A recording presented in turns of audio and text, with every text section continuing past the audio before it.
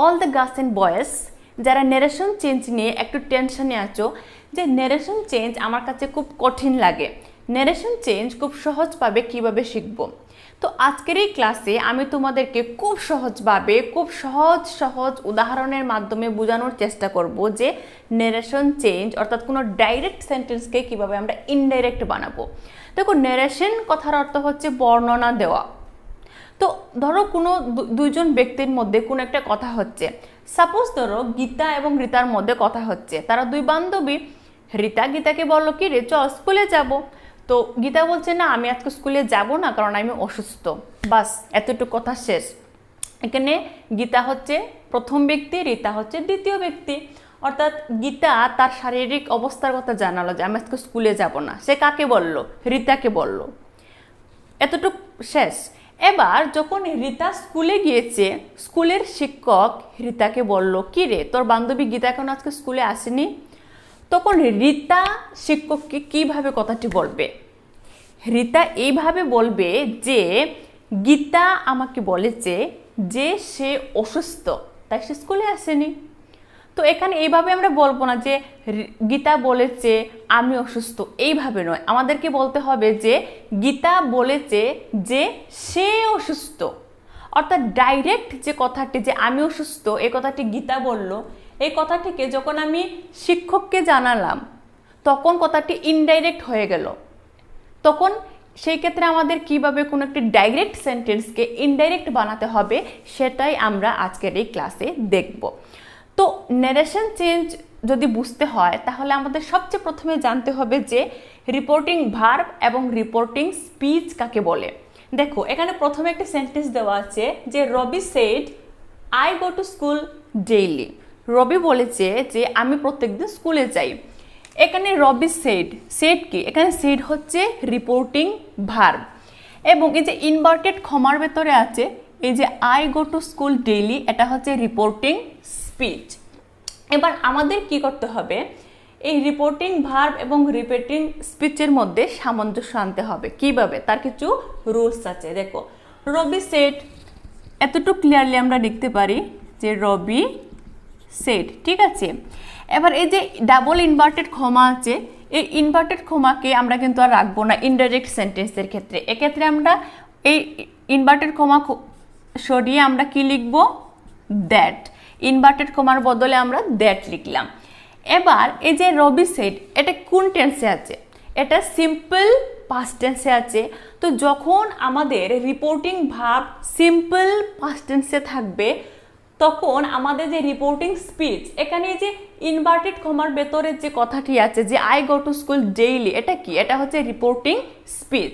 আমাদের মেইনলি এতটুকু মাথায় ঢুকিয়ে রাখতে হবে যে রিপোর্টিং স্পিচ কোনটা আর রিপোর্টিং ভার্ব কোনটা। এখানে রবি সেড, সেড হচ্ছে রিপোর্টিং ভার্ব এবং I go to school daily এটা হচ্ছে রিপোর্টিং স্পিচ, ঠিক আছে। তো যখন আমরা এই ক্ষমাটা উঠাবো এই ক্ষমার বদলে আমাকে দ্যাট লিখতে হবে। আর রবি সেড এটা হচ্ছে সিম্পল পাস্ট টেন্স। এতটুকু আমরা ক্লিয়ারলি বুঝলাম। আচ্ছা, এবার এই যে রিপোর্টিং স্পিচ আছে সেটাকে আমরা কিভাবে লিখব?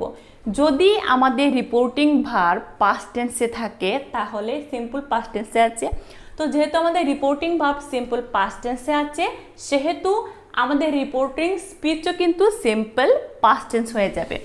যদি আমাদের ডাইরেক্ট সেন্টেন্সের রিপোর্টিং ভার্ব সিম্পল পাস্ট টেন্সে থাকে তাহলে আমাদের রিপোর্টিং স্পিচও কিন্তু সিম্পল পাস্ট টেন্স হয়ে যাবে, ঠিক আছে।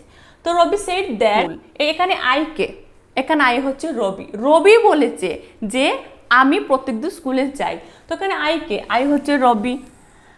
তো এখানে যেহেতু আমরা কিভাবে বলবো যে রবি বলেছে যে সে প্রত্যেকদিন স্কুলে যায়, তো সে মানে কি? সে মানে হি। তো এখানে আমরা আই এর বদলে কি লিখলাম? হি লিখলাম। এখানে হি কে? হি হচ্ছে রবি। রবি সেড দ্যাট হি। এবার সিম্পল পাস্ট টেন্সে কি হয়? আমাদের যে মেইন ভার্ব থাকে সেই মেইন ভার্ব তো ভার্বের সেকেন্ড ফর্ম হয়ে যায়। তো গো এর সেকেন্ড ফর্ম হচ্ছে ওয়েন্ট।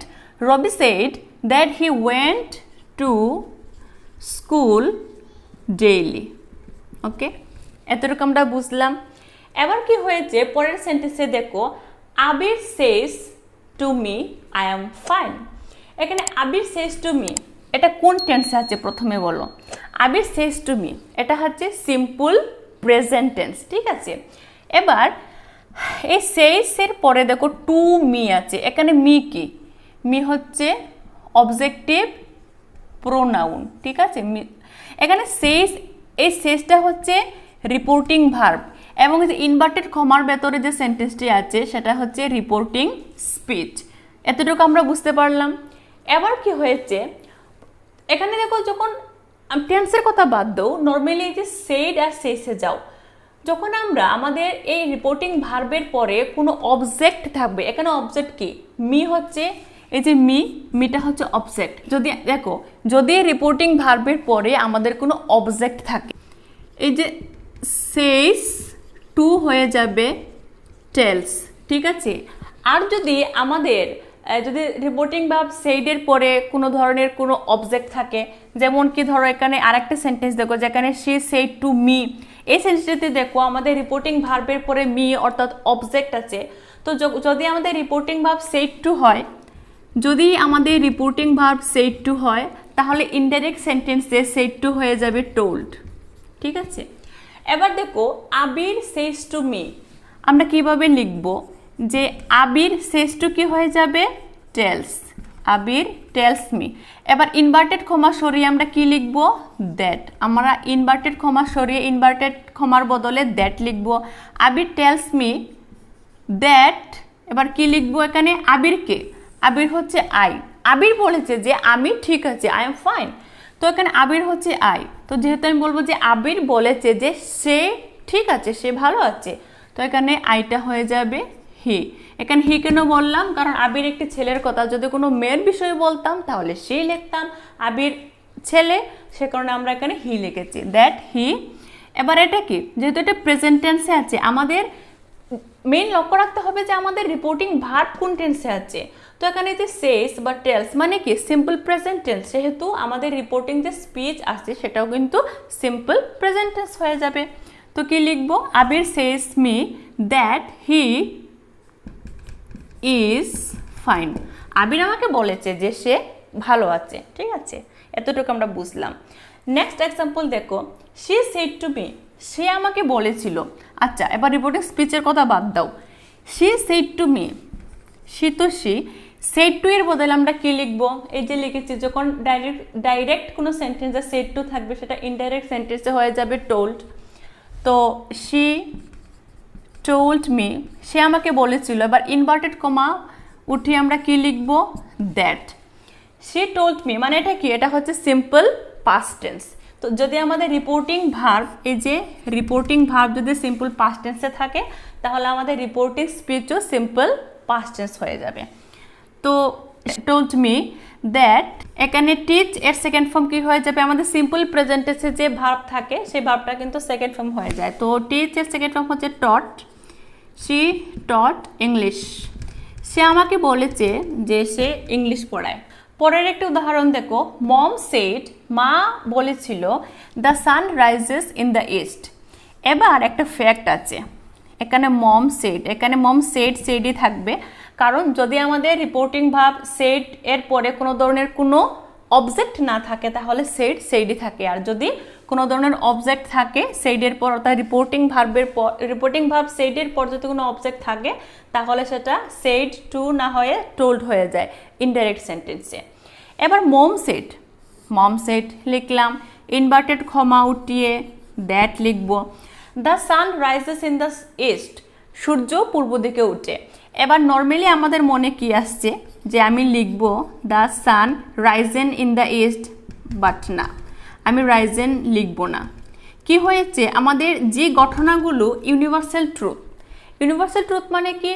বিশ্ব ব্রহ্মাণ্ডে যে কাজগুলি হয়, অর্থাৎ যে কাজগুলি চিরন্তন সত্য, ওগুলোর কোনো পরিবর্তন হয় না, ওগুলোকে বলা হয় ইউনিভার্সাল ট্রুথ। তো সূর্য পূর্ব দিকে উঠে, এটা কালও উঠেছিল, আজও উঠেছে, আগামী দিনও উঠবে, মানে কি? Universal truth. তো এই ধরনের সেন্টেন্সের ক্ষেত্রে কিন্তু আমাদের টেন্সের কোনো পরিবর্তন হয় না। এখানে আমাদের রিপোর্টিং ভার্ব যাই হোক না কেন, আমাদের মেইন যে রিপোর্টিং স্পিচ আছে সেই রিপোর্টিং স্পিচের মধ্যে কিন্তু কোনো পরিবর্তন হবে না, সিম্পল। দ্য টিচার সেড, শিক্ষক বলেছিলেন honesty is the best policy, কিভাবে লিখবো?